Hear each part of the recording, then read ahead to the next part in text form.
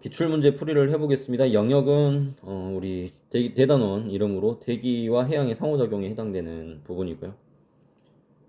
작년 6월, 9월 평가원 수능 기출 그리고 올해 6월 평가원 이 4개의 기출 중에서 해당 영역의 문제들을 보도록 하겠습니다. 그래서 처음으로 살펴볼 문제는 작년 9월 평가원 문제가 되겠죠. 15번으로 나왔고요. 문제 살펴보면 해수면 부근에 부는 바람의 남북 방향 연평균 풍속을 나타낸 자료라고 되어 있고요. 기역과 니은은 각각 북위 60도, 남위 60도 중에 하나다. 그러니까 가로축은 지금 위도에 대한 이야기를 하고 있는 거고, 세로축이 이제 풍속인데 풍향까지 표현을 하고 있네요. 기호로 풍향까지 표현을 하고 있는 걸 확인할 수가 있습니다. 그랬을 때, 자, 기역은 60도 S이다라고 이야기를 하고 있어요. 판단을 쉽게 하기 위해서 우리가 늘 해왔던 대기대순환을 나타내는 그림을 먼저 그려놓고 시작을 하겠습니다. 적당히 그리도록 하겠습니다. 이렇게 적당히 그려놓고요. 너무 적당히 그린 것 같긴 한데, 자, 0도, 30도, 60도, 여기는 이제 90도가 되겠죠. 그랬을 때, 자, 저위도 지방, 여기 0도 부근, 적도 부근에서 상승하게 되죠. 펜 색깔 좀 바꿔볼까요? 이렇게 상승하고요. 그 다음에 고위도 지방으로 이동하겠죠. 그래서 30도 부근에서 하강하면서 하나의 순환을 만들어내고 60도 부근에서 상승해서 극지방으로 가가지고 또 하나의 흐름을 만들어내죠. 저위도에서 상승하고 고위도에서 하강한다라고 하는 온도 차이에 의한 순환이 잘 나타납니다. 직접 순환이고요. 열적 순환이라고도 이야기할 수 있죠. 헤들리 순환과 극순환에 해당이 됩니다. 반면에 이 두 순환의 사이에 껴가지고 간접적으로 순환을 하게 되죠. 페렐 순환에 해당이 되겠습니다. 이로 인해서 이제 지상에 부는 바람을 표현을 해보게 되면 이렇게 불고요. 이렇게 불고 이렇게 불게 되겠죠. 그랬을 때, 자, 이 지역 지금 북반구 저위도 지방에 불고 있는 바람의 방향을 우리가 보통은 동서방향을 중요하게 생각을 하지만 이번엔 남북방향을 중요하게 한번 집중해서 생각을 해보면, 자, 이 바람이 불어오는 방향은 북 동쪽이 되겠습니다. 그러면 우리가 궁금해하는 북풍에 해당된다라는 걸 확인을 할 수가 있고요. 그랬을 때 마이너스로 지금 표현되고 있는 지역이 요 구간인 거를 알 수가 있죠. 저위도 지방. 저위도 지방 두 개 중에서 여긴 플러스고 여긴 마이너스니까 오른쪽이 이제 북반구에 해당이 되는구나 라고 이렇게 정리를 할 수가 있겠습니다. 그래서 기역은 60도 S가 맞겠네요. 그래서 이렇게 답지를 줄일 수가 있을 것 같고요. 니은번 보게 되면 A에서 헤들리 순환의 하강 기류가 나타난다 라고 그랬는데 A를 봤더니 적도에서 북반구 쪽으로 얼마 떨어지지 않은 지역이 되겠습니다. 헤들리 순환의 하강 기류가 나타나려면 요 즈음이 되어야겠죠. 그래서 위도상 틀렸죠. 지금 여기서 가리키고 있는 이 A에 해당되는 구간은 한 이 정도쯤이 될 겁니다. 이 정도쯤. 여기서는 하강 기류가 잘 나타나지 않겠죠. 니은 틀렸고요. 디귿번에 페루 해류는 B에서 나타난다라고 했는데 페루 해류는 우리가 잘 알고 있을 겁니다. 페루 해류는 남태평양에서 일어나고 있는 남태평양의 표층 순환이죠. 아열대 순환. 그렇기 때문에 우리가 방금 전에 확인했던 B 지역은 북반구에 해당이 되죠. 그래서 해당이 안 되겠습니다. 틀렸고요. 그래서 답은 1번이 됩니다. 다음 문제로 넘어가 보겠습니다. 자, 작년 수능 문제고요. 방금 전에 9월 평가원 문제를 좀 응용하지 않았나라고 생각이 됩니다. 풀어보면 10번으로 나왔고요. 자, 평균 해면 기압을 나타내고 있어요. 방금 전 자료는 풍속을 이야기했죠, 위도별. 근데 여기는 기압을 나타내고 있으니까 우리가 떠올릴 수 있는 건 방금 전에 그걸 그대로 가져온다라고 했을 때 이걸 좀 가져와 볼까요? 이걸 가져오게 되면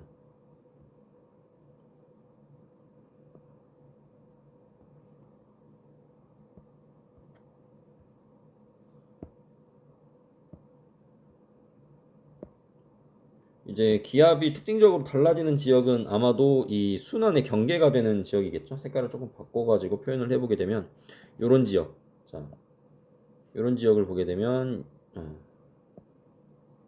자, 상승하는 지역이니까 여긴 상대적으로 저기압이 이렇게 분포를 하게 될 거고요. 이 영역을 따라서. 그 다음에 여기도 마찬가지로 상승하는 상승 기류가 상대적으로 강하게 나타나겠죠. 그래서 이 지역도 저기압이 상대적으로 강하게 나타날 것 같습니다. 상대적으로 이제 하강 기류가 나타나는 이런 30도 지역 이런 데는 고기압이 나타나게 될 것 같고요. 극지방에서도 이제 하강하고 있기 때문에 극고기압이 나타나게 될 거라고 생각이 됩니다. 자, 그랬을 때 이걸 참고해서 자, 자료를 해석을 해봅시다. 기억번에 자, A는 A 지역을 봤더니 북반구고요. 대기대순환의 간접순환 영역에 해당한다라고 그랬는데 지금 A가 해당되어 있는 이 적도를 기준으로 해서 A 쪽의 절반을 살펴보게 되면 상대적으로 기압이 높아지는 구간이 여기 나타나는 걸 확인을 할 수가 있습니다. 우리 방금 전에 대기대순환 모식도 그렸을 때 나타낸 것처럼 고기압이 나타나는 하강기류니까 여기가 대략 30도가 될 것 같고요. 이제 기압이 급격하게 낮아지는 지점이 나타나는데 여기가 아마도 60도 지점이 될 것 같습니다. 그러면 30도에서 60도 사이니까 간접순환 영역, 페렐 순환에 해당이 된다라고 이야기할 수 있을 것 같습니다. 기억 맞고요. 이번에 B 해역에서는 남극 순환류가 흐른다라고 되어 있는데 B를 봤더니 B도 이제 똑같이 구분을 하게 되면 자, C는 딱 경계에 있는 걸로 생각이 되네요. C는 아마도 이제 60도 부분이 될 것 같고요. B는 그보다 살짝 이제 저기도 지방이죠. 여기 30, 남이 30일 거고 여기 북이 60도 정도에 해당이 될 텐데 그 사이 60도에 가깝게 지금 표시를 하고 있어요. 이 B 영역이 60도 가까운 중위도 지역이라고 나타내고 있습니다. 그래서 B 해역에서는 남극순환류가 흐른다라고 판단할 수 있을 것 같아요. 이걸 남반구에서 표현을 해보게 되면 이렇게 되겠습니다. 자, 여기가 오스트레일리아가 있고요. 그리고 이렇게 남아메리카가 있다라고 한다면 자, 남태평양에서 이 방향으로 북쪽도에 흐르고 있을 거고요. 그리고 60도 S 요 부근에서 남극순환류가 이렇게 흐르고 있을 겁니다. 어떤 바람을 받아서 편서풍을 받아서 이렇게 흐르고 있겠죠. 그 다음 요 영역에서는 여러분들 잘 알고 있는 동오스트레일리아 해류가 흐를 거고요. 이쪽에는 페루를 따라서 페루 해류가 흐르고 있을 겁니다. 반시계 방향에 아열대 순환이 나타나겠죠. 그래서 지금 요 해역 60도에 가깝게 지금 나타나고 있는 요 해역이 지금 요 B에 해당이 될 겁니다. 그래서 맞는 말이라고 다시 한번 확인을 할 수가 있겠네요. 보기 이제 둘 중에 하나 골라줘야 되는데 디귿번의 C 해역에서는 대기대 순환에서 표층 해수가 발산한다라고 되어 있습니다. 자, 일단 C 해역을 보게 되면 C 해역은 이 60도 부근의 이 거의 경계에 해당된다라고 이야기를 할 수가 있을 것 같아요. 이 부분에서 일어나는 거는 북반구와 마찬가지로 이제 대기대선의 상승이 상대적으로 나타나는 그런 지역이 되겠죠. 이 지역에서는 이제 상승이 주로 우세하게 상승 기류가 발달이 잘 되어 있을 겁니다. 그러니까 자, 이 지역의 표층 해수들은 저기압이 위치를 해 있고 그냥 저기압이라는 것만 확인을 해도 우리는 바로 답을 이제 할 수가 있죠. 사실은 우리 용순과 침강 종류 이제 다루면서 저기압에 의한 용승을 이야기를 했을 때 북반구의 경우에는 이제 북저반들 북반구에서는 반시계 방향으로 저기압이 불어 들어가는 거를 이야기를 했었는데 남반구니까 이제 반대 방향이겠죠. 시계 방향으로 이렇게 불어 들어가는 이런 식의 흐름이 나타나겠죠. 그래서 들어가는 게 이제 중요한 게 아니고 대체로 우리 바람 방향의 왼쪽 방향이겠죠. 남반구니까 왼쪽 방향으로 해수가 힘을 받을 테고 그러면은 이 저기압 중심을 기준으로 해서 바깥쪽으로 해수가 상대적으로 불어 나가게 될 겁니다. 즉 그러니까 우리 북반구에서와 마찬가지로 강한 저기압이 위치한 어떤 지역에서는 상대적으로 표층 해수가 발산을 할 수가 있겠죠. 그래서 그런 관점에서 저기압이 잘 발달하는 이 60도 지역을 따라서 대체로 표층 해수가 발산할 수가 있겠구나 이렇게 판단을 하면 적절할 것 같습니다. 그래서 10번 기억 니은 디귿 다 맞는 말이라고 판단을 할 수가 있을 것 같습니다. 다음 문제 보면 올해 6월 평가원 문제고요. 자 11번으로 나왔는데 자 두 개의 자료가 있습니다. 어느 해 2월과 8월 자 달 나왔으니까 근데 2월과 8월이니까 겨울과 여름 이제 계절을 따져줘야 되는구나 라고 생각을 할 수 있을 것 같고요. 지역은 남태평양이라고 알려줬습니다. 표충 수온을 순서 없이 나타낸 건데 지역은 같은 지역이죠. 지금 보게 되면 지형이 똑같은 걸 알 수가 있어요. 호주 보이고 남아메리카 보이고 있습니다. 남태평양 방금 전에 우리 이야기했던 페루 해류 흐르고요. 남극순환류 흐르는 남태평양 지역이라는 거 알 수가 있습니다. 그랬을 때 A, B는 표충 해류가 흐르는 어떤 지역이라고 되어 있네요. 그랬을 때 A를 지나가는 표충 해류, B를 지나가는 표충 해류 여러분들 다 이제 배경 지식을 통해서 구분해낼 수 있을 거라고 생각이 됩니다. 이렇게 남적도 해류 흐르고 있고요. 이쪽에 동오스트레일리아 해류, 그다음에 남극 순환류, 그다음 표시 안 해도 되지만 이쪽에 페루 해류가 흐르고 있겠죠. 다 구분할 수 있고요. 자, 기억번에 8월에 해당하는 것은 나이다라 그랬는데 우리가 계절 변화를 이제 뚜렷하게 경험할 수 있는 건 중위도 지역에 해당이 되겠죠. 그래서 여기 30도를 따라 가지고 이렇게 선을 하나 쭉 그어 볼게요. 선을 그었을 때 같은 위도상에서 시간의 흐름에 따라서 평균 수온이 어떠한가를 보게 되면 대체로 지금 가자료에서는 18도 등수온선 부근에 이제 우리가 선을 그은 걸 알 수가 있어요. 반면에 나자료에서는 따라가 보면 24도 부근에서 지금 등수온선과 만나고 있는 24도의 등수온선과 우리가 그린 이 등 위도선이 만나고 있는 것을 확인을 할 수가 있습니다. 그러면 자, 수온의 상대적인 수온이 누가 더 높게 나타나고 있죠? 낮 쪽이 더 높게 나타나고 있죠. 단 여기서 우리가 기억해야 되는 건 지금 남반구에 대해서 이야기를 하고 있으니까 계절이 북반구와는 반대로 나타나겠죠. 그래서 2월이 여름이고 8월이 겨울이 될 겁니다. 그래서 기억 틀렸고요. 니은번에 A에서 흐르는 해류는 자 우리 아까 동오스트레일리아 해류 흐른다는 거 확인했었죠. 그러니까 자 0도에서 60도로 저위도에서 고위도로 에너지 수송하고 있을 겁니다. 자 마지막으로 D급 봅시다. B에서 흐르는 해류와 북태평양 해류의 방향은 반대이다라 그랬는데 이때 방향은 이제 동서방향을 의미를 하겠죠. 동쪽에서 흐르느냐 서쪽으로부터 흐르느냐 이렇게 이야기를 할 수가 있을 것 같고요. 자, 그랬을 때 B에서 흐르는 해류 우리 위도만 따져주게 되면은 중위도 지방에서 편서풍 받아서 흐른다는 것과 이야기했었죠. 북태평양 해류는 어떤 바람을 받아서 흐르는 해류죠? 북태평양 해류도 우리 그려보게 되면 여기 북적도 해류, 쿠로시오 해류, 그 다음에 북태평양 해류, 캘리포니아 해류죠. 얘도 마찬가지로 30도에서 60도 사이에서 편서풍을 받아서 흐르는 해류니까 같은 방향이라는 거를 알 수가 있습니다. 그래서 틀린 말이 되겠죠. 니은이 맞는 말이 되겠습니다. 이렇게 해서 올해 6월 평가원도 살펴봤고요. 다음 문제로 작년 6월 평가원이고요. 이번에는 심층 순환에 대한 내용이 나왔네요. 11번으로 등장을 했고요.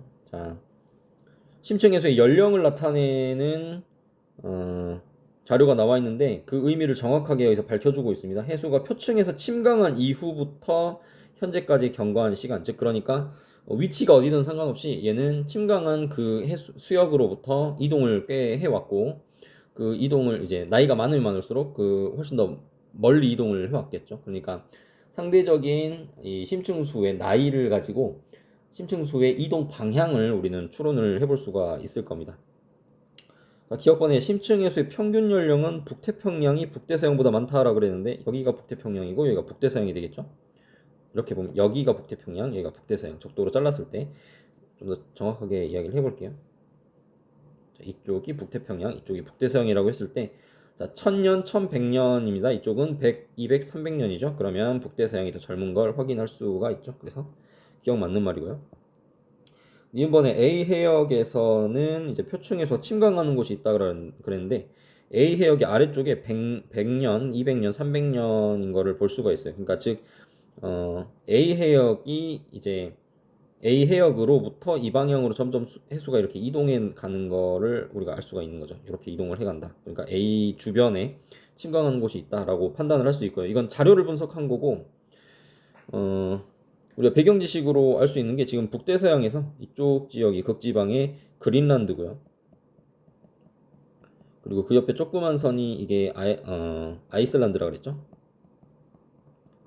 그 다음에 이쪽에 지금 두 개 섬 있는데 하나가 영국, 오른쪽에 장화 모형이 영국이고 왼쪽에 있는 게 아일랜드가 되겠죠. 이쪽에 북미 쪽에 여기 캐나다고요. 그래서 A 왼쪽에 이 영역이 레브라도 해, 이쪽이 노르웨이 해가 됩니다. 배경 지식을 가지고도 확인할 수가 있을 겁니다. 남극의 침강 해역도 요 부근 어딘가에 있겠죠. 여기 어딘가에 지금 지도상에 나타나 있지 않지만. 그래서 니은 맞는 말이고, 자 B에서 저위도로 흐르는 심층 해수가 있다라 그랬는데 B를 보게 되면은 B를 전후로 해가지고 B를 기준으로 해서 위도가 바뀌었을 때 어디에서 어디로 흐르는가를 판단을 할 수가 있을 겁니다. 자, 나이가 젊은 쪽 200, 300, 400, 500, 600, 700 이러고 이렇게 가고 있죠. 700에서 800으로 가고 있습니다. B를 사이에 두고 700에서 800으로.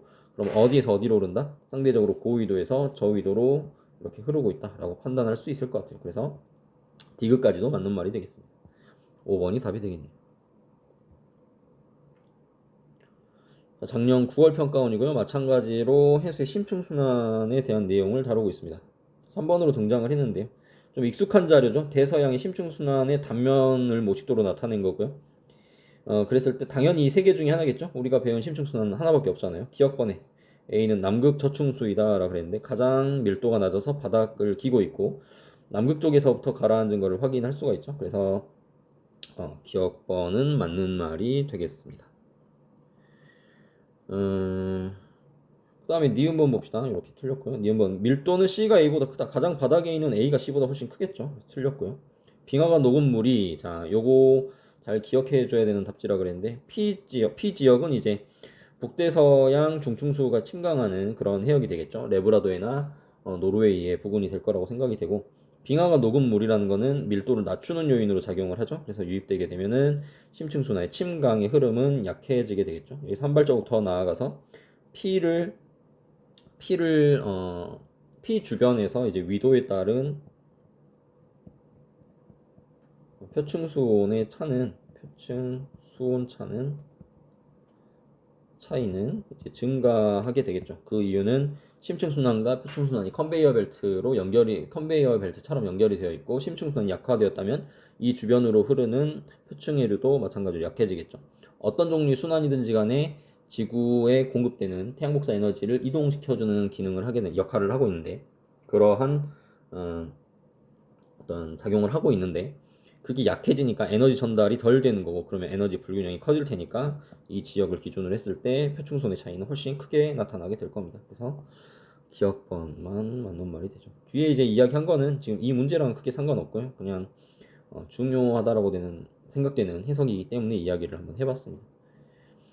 2023학년도 올해죠. 올해 6월 평가원 문제고요. 17번으로 등장을 했습니다. 방금 전에 봤던 자료랑 거의 비슷한데 좀 더 실제에 가까워 보이죠. 다만 이제 축적이 조금 과장이 되어 있긴 한데 조금 많이 줄여놨죠. 자, 대서양의 수온과 염분 분포를 나타낸 거고요. 수온은 요 그림 자체에 지금 써져 있는 얘가 수온이 되고 염분은 이 밑에 이렇게 적혀 있습니다. 그래서 색깔을 가지고 수계를 구분할 수 있게끔 자료를 주고 있네요. 그리고 A, B, C는 당연히 얘가 되겠죠. 그랬을 때 자, A는 북대서양 심층수이다라고 이야기를 하고 있어요. 문제를 많이 풀었던 사람들은 배경 지식으로 바로 판단할 수가 있을 것 같은데요. 우리 요 그림에서 남극 저충수랑 북대서양 심층수를 먼저 구분을 해보면 당연히 북쪽에서부터 침강하고 있다라고 생각되는 이 색깔, 요 영역이죠. 요 영역이 이제 남극 중충수라고 생각이 됩니다. 그 아래쪽에 있는 얘가 이제 아마도 남극 저충수가 되겠죠. 이 사이에 껴있는 얘가 남극 중충수가 될 거고요. 그렇기 때문에 이제 색깔 염분을 가지고 비교를 해보게 되면 요 정도 색깔이 아마 얘에 해당이 될 거예요. 그렇죠? 그러면 우리가 생각했던 거랑 딱 맞아 떨어지네요. 그래서 A가 북대서양 심층수가 되고요. 그에 비해서 염분은 좀 떨어지지만 수온이 훨씬 더 낮죠. 그러면 염분이 34.7 정도에 해당되는 요 정도에 해당되는 색깔 여기에 해당이 되죠. 그리고 얘는 요 정도에 해당이 되겠네요. 얘가 이 정도 되는 것 같고 그래서 이쪽에 남극 저충수가 이제 분포를 한다라고 판단을 할 수 있을 것 같아요. 그럼 나머지 얘가 당연히 남극 중충수가 되겠죠.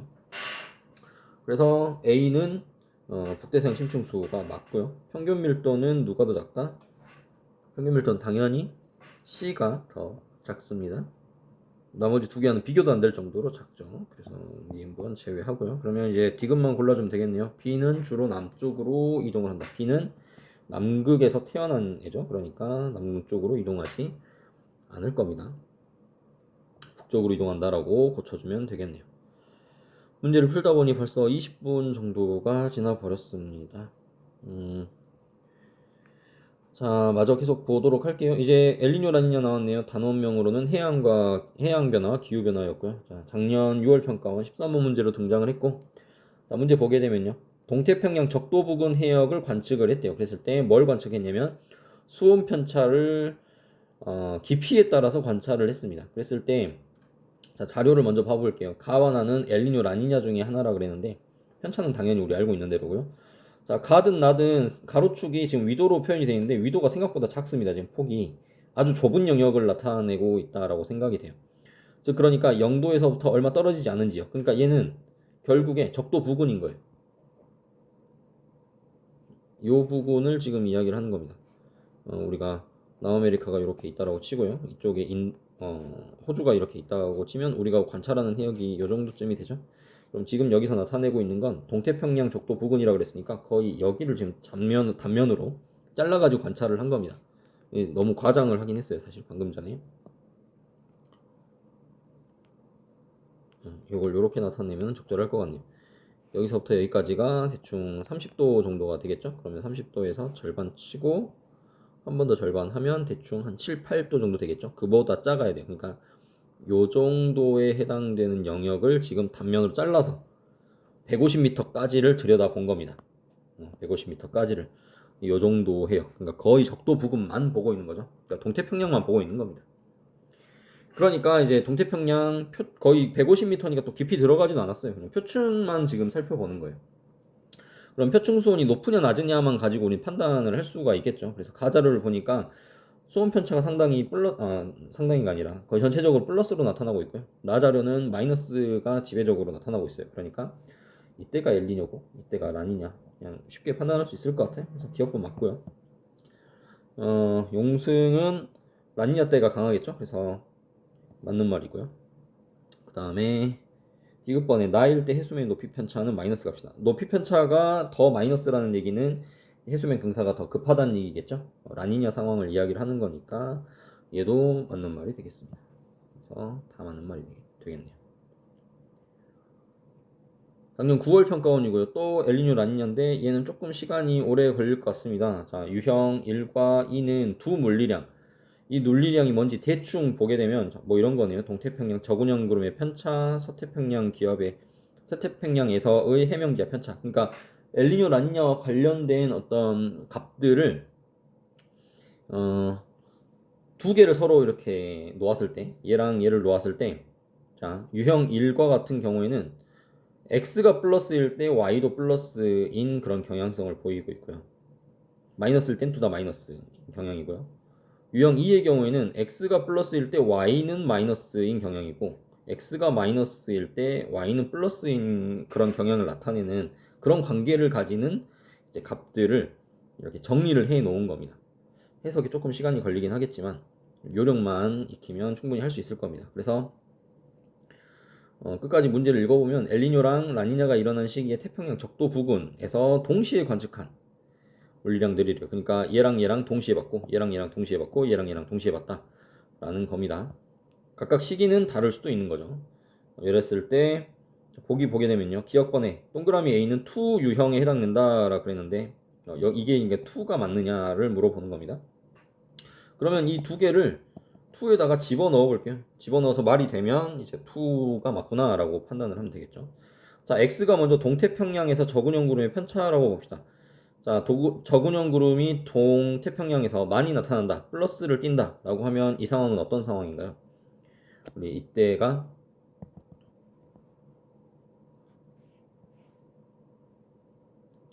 평상시에 무역풍 이만큼 불 때 편차가 이렇게 될 거고 이때는 상대적으로 차갑기 때문에 고기압이 지배적으로 발달을 할 겁니다. 이쪽은 따뜻한 해수가 이동을 했고 저기압이 발달해서 구름이 잘 발생을 하겠죠. 이게 평상시 페루랑 오스트레일리아 또는 이제 인도네시아 근처 서태평양이고 동태평양의 상황이죠. 근데 그거랑 비교를 했을 때 저군형 구름이 동태평양에서 플러스 값을 띈다라고 하는 거는 상대적으로 이런 상황이 되겠죠. 이쪽이 따뜻한 해수가 많이 있어야 되는 상황이 되는 거예요. 무역풍이 약화된 상황. 엘니뇨를 이야기를 하는 겁니다. 자, x가 플러스다는 엘니뇨예요. 자, 그러면 y를 이제 살펴봅시다. y를 살펴봤을 때, 자, 서태평양 해수면 높이에서 동태평양 해수면 높이를 뺐을 때, 그게 이제 마이너스가 되면, 마이너스 값을 띄면 얘는 말이 되는 겁니다. 그럼 엘니뇨 상황에서 이 값이 마이너스를 띄는지 봅시다. 자, 서태평양 높이는 평년에 이만큼이고 동태평양에서는 평년에 이만큼이에요. 그러면 뺐을 때 당연히 상당히 플러스 값이 나왔겠죠. 물론 이걸 플러스로 보면 안 되고 이걸 기준으로 봤을 때 이걸 0으로 봤을 때 자, 엘니뇨 상황에서 상대적으로 서태평양의 해수면 높이가 낮아졌습니다. 이만큼 낮아졌죠? 동태평양은 이만큼 올라가게 되는 거죠. 그러면 상대적으로 아까보다 적은 값에서 더 큰 값을 빼줬어요. 그러니까 마이너스 값이 나오겠죠. 그러면 이 유형 2에 해당되는 관계를 얘네들이 성립을 시키고 있네요. 그러니까 요거는 맞는 말이 되겠습니다. 이미 동그라미를 쳐놨네요. 자, 두 번째, 니은에서 동태평양에서 수온약층이 나타나기 시작하는 깊이가 여기 들어갈 수 있겠느냐? 얘는 지금 유형 1에 해당되는데, 그러면 또 넣어봅시다. 유형 1에다가 자 x가 자 서태평양에서의 해면기압 편차인데 펜 색깔을 좀 바꿔볼게요. 서태평양에서 해면기압이 편차가 플러스가 나타난다라고 하는 건 보다 고기압이 발달을 했다라는 거죠. 보다 고기압이 발달을 하려면 따뜻한 해수가 상대적으로 덜 왔어야 돼요. 그러면 이 상황은 어떤 상황일까요? 엘니뇨 상황이 되겠죠. 서태평양의 해면기압이 플러스가 된다라는 것은 상대적으로 엘니뇨식이다. 그러니까 x가 플러스일 때는 엘니뇨고 마이너스일 때는 라니냐인 상황인 겁니다. 그랬을 때 기역의 편차가 마찬가지로 엘니뇨 때 플러스가 나타나는 것이라면 지금 니은이 말이 되는 거죠. 자, 동태평양에서 수온약층이 나타나기 시작하는 깊이. 자, 동태평양 이쪽을 봐야겠죠. 동태평양에서 수온약층이 나타나기 시작하는 깊이가 이때 증가를 하나요? 수온약층이 나타나기 시작하는 깊이. 이 수온약층이 나타나기 시작하는 깊이라는 거는 용승에 의해서 결정이 된다 그랬어요. 용승이 세면 쓸수록, 자, 용승이 강하면 강할수록 상대적으로 깊이는 수온약층이 나타나기 시작하는 깊이는 얕아지죠. 용승이 이 수온약층 자체를 밀어 올리니까요. 그래서 여기랑 관련된 거, 용승이 세면 상대적으로 혼합층 두께가 얇아진다라고도 이야기를 할 수가 있죠. 그래서 엘니뇨 상황이었죠. 무역풍이 상대적으로 약해질 거고, 그럼 용승은 약해질 겁니다. 용승이 약해지니까 수온약층이 나타나기 시작하는 깊이는 상대적으로 깊어지겠죠. 그래서 니은도 맞는 말이 되네요. 이것번에 B는 1이다 라고 되어 있는데, B를 봤더니 자 서태평양 해수면 수온 이쪽에 서태평양, 이번에 또 한번 바꿔볼게요. 자, 서태평양의 해수면 수온에서 동태평양 해수면 수온을 뺐을 때 그 편차가 플러스라면, 자, 플러스가 되는 상황을 봅시다. 서태평양의 해수면 수온이 높고 동태평양의 해수면 수온이 낮아야 이제 플러스 값을 편차를 가지겠죠. 그럼 평년에 비해서 평년에도 서태평양이 원래 수온이 높은데 상대적으로 더 높아져야 되니까 라니냐 상황이 되겠죠. 그러면 이 상황에서는 라니냐여야 말이 됩니다. 그러면 이때 워커 순환의 세기의 편차가 강해지는가? 라니냐라고 하는 건 무역풍이 강해졌을 때 나타나는 거죠. 워커 순환을 구성하고 있는 바람 흐름 중에 하나가, 공기 흐름 중에 하나가 무역풍일 텐데 얘가 강해진다라는 건 워커 순환의 세기도 더 강해지게 되는 거죠. 그러니까 라니냐 시기에 이 y 값도 플러스를 나타내게 되겠죠. 그러면 이 관계가 성립이 되는 거죠. 그래서 기억, 니은, 디귿이 모두 다 맞는 말이 되겠습니다. 이렇게 해서 엘니뇨 라니냐 문제를 계속 보고 있는데, 자, 작년 수능 문제 볼게요. 상대적으로 좀 쉽게 나왔습니다. 배점도 지금 표시 안 돼 있죠. 2점짜리고요. 14번으로 등장을 했는데요. 가볍게 풀어도 될 것 같습니다.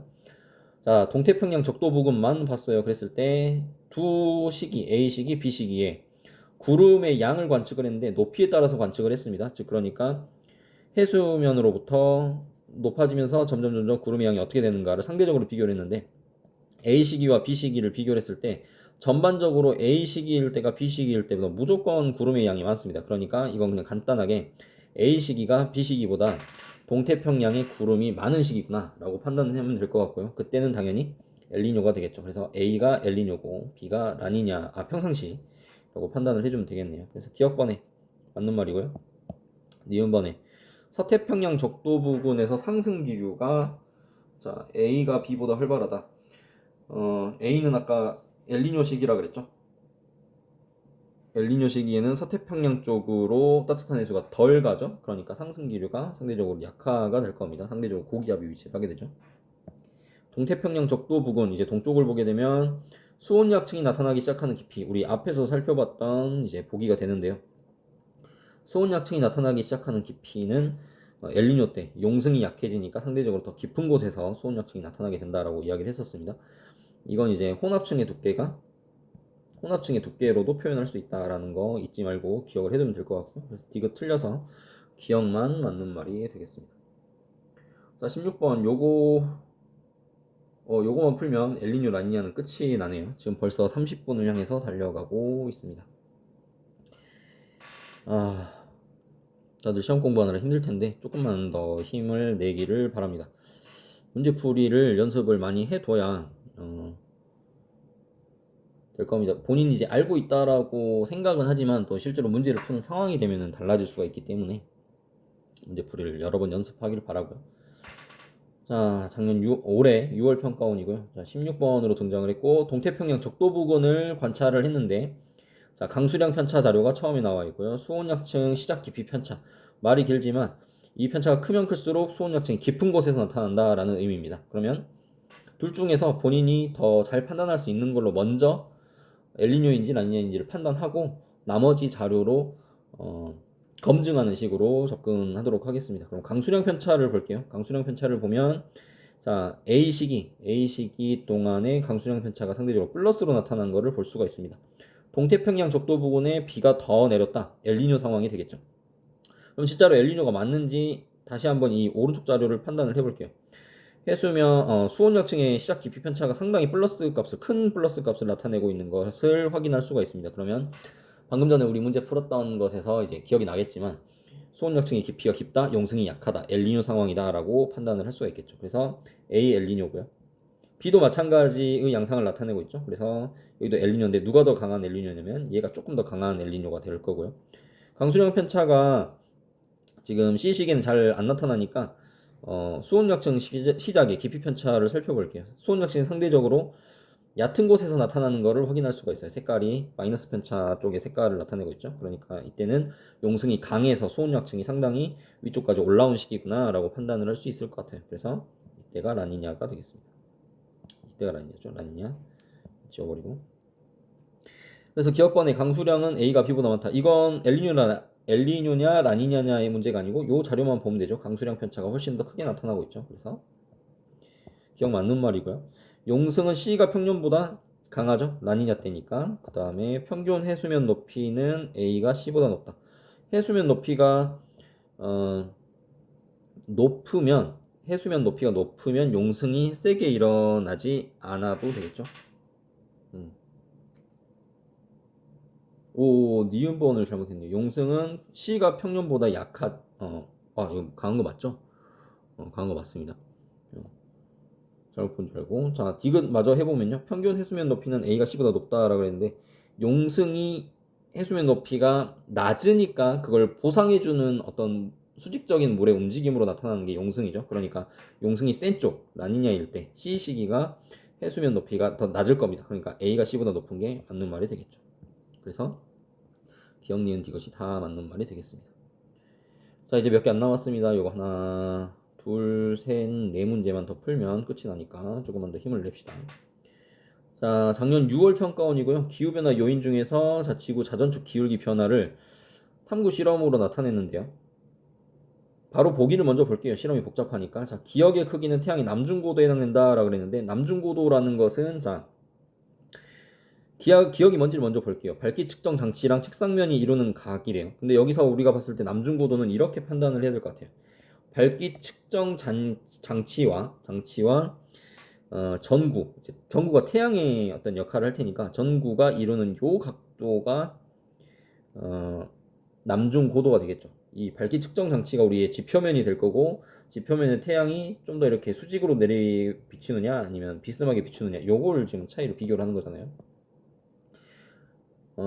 우리 지평면에 대해서 상대적으로 이렇게 수직한 축을 기준으로 했을 때 지표면에 대해서 요 각도 이게 90도가 되겠죠.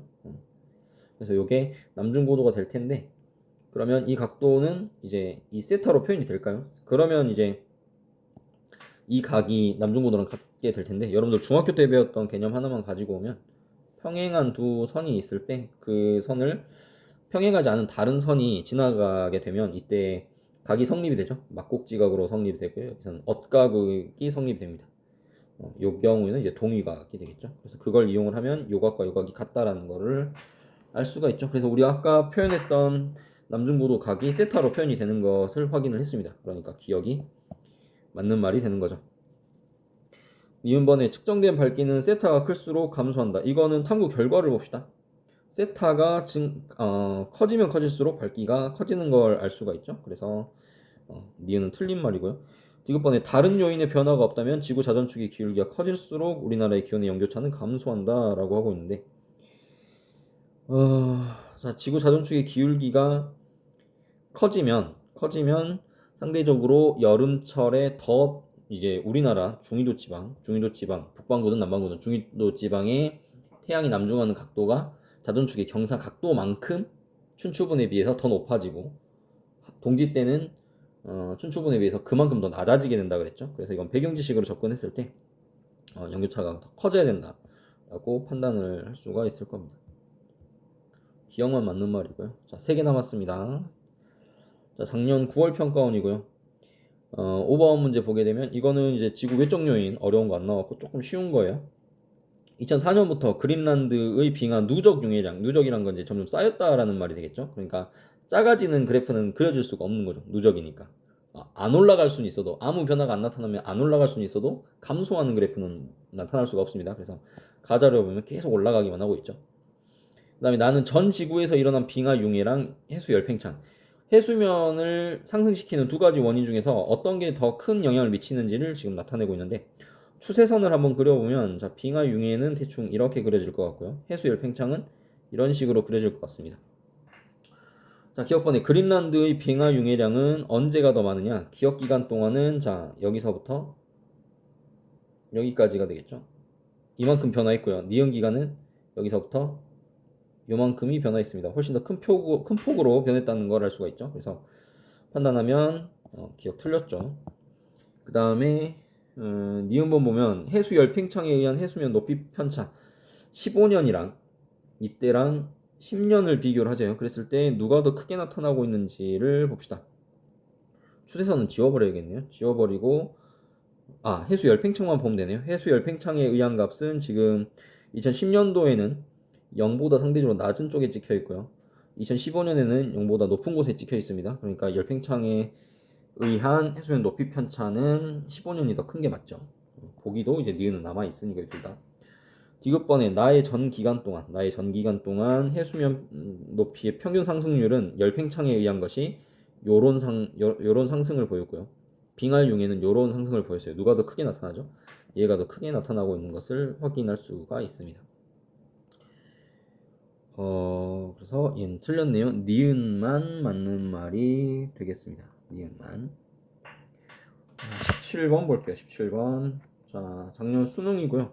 지구 외적 요인도 나왔네요. 그림을 딱 봐도 자, 가는 20률에 대한 20률 변화를 이야기를 하는구나. 그리고 나는 세차 운동 이야기 하는구나. 그래서 단 해가지고 조건 보게 되면 요거 2개 외에는 안 변하는구나 라고 가정을 하고 있고요.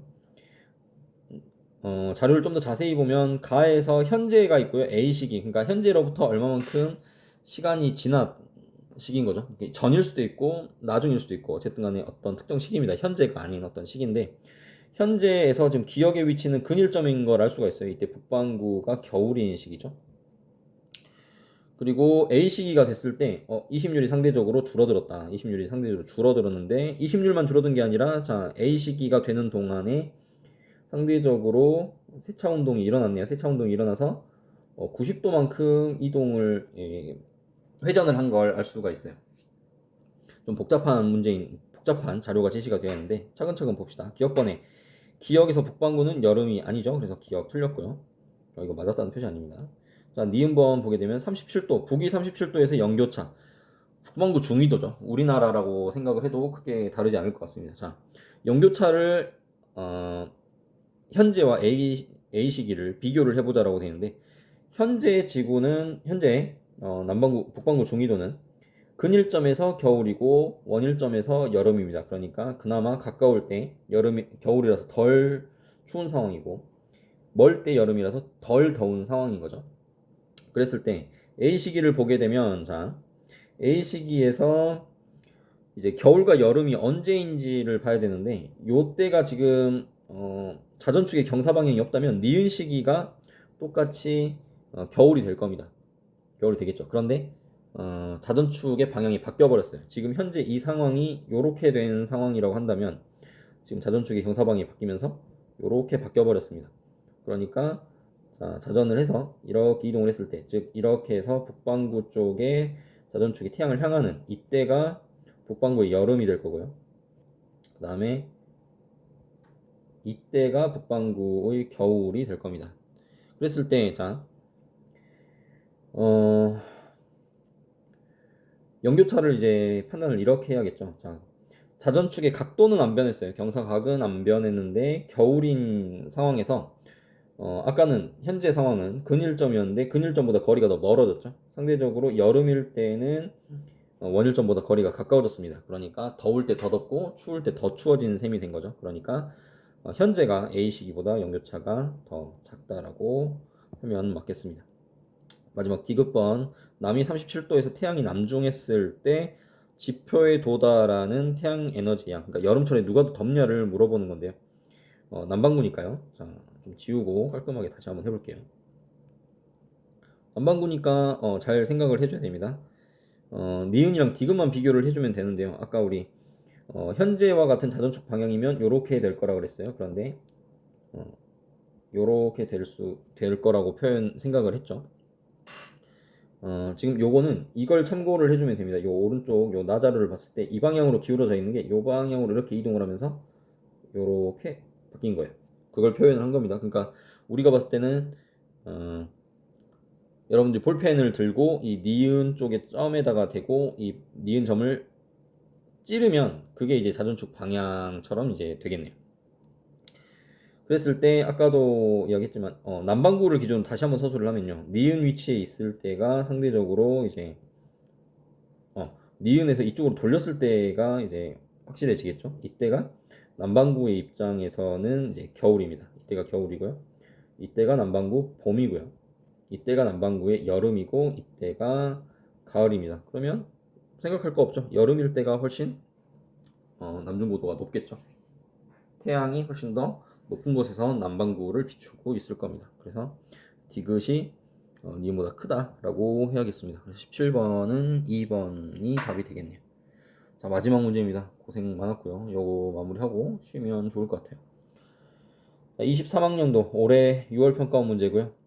지구 기온 변화를 요인별로 나타내는데 기간이 어떻게 되냐면 1750년 대비 2011년이에요. 그러니까 산업혁명 이후를 아마 나타내고자 한 것 같습니다.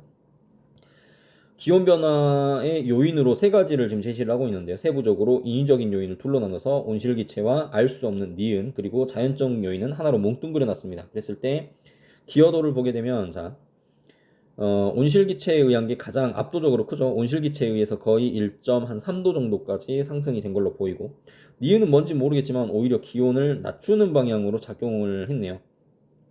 이런 것에 대표적으로 니은에 해당되는 대표적인 게 이제 에어로졸이 있다고 그랬죠. 에어로졸. 미세먼지 같은 것들이 해당이 되겠습니다. 자연적 요인은 아주 조금 기온을 높인 영향을 미친 것을 확인을 할 수가 있습니다.